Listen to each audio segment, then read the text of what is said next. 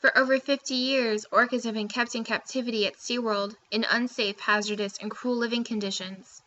The tanks that these magnificent creatures are confined to are basically the size of a bathtub to them, meaning that they don't have enough room to swim to their full ability, which in the wild is up to 100 miles a day.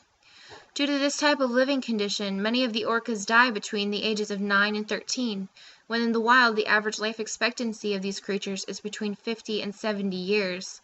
On top of premature deaths, many of these orcas suffer from a collapsed dorsal fin because of the lack of space and because they are fed an unnatural diet. Seaworld has claimed that this condition is normal or common in orcas, when it's actually a sign of an injured or unhealthy one. The USDA has cited Seaworld 3 times for breaking the Animal Welfare Act for having veterinary tools that were expired, which if used can lead to serious and even fatal infections. The orcas living in these conditions are helpless victims to a blatant commercial experiment that forces them to live in an artificial social grouping, which bears no resemblance to their natural habitat or lifestyle.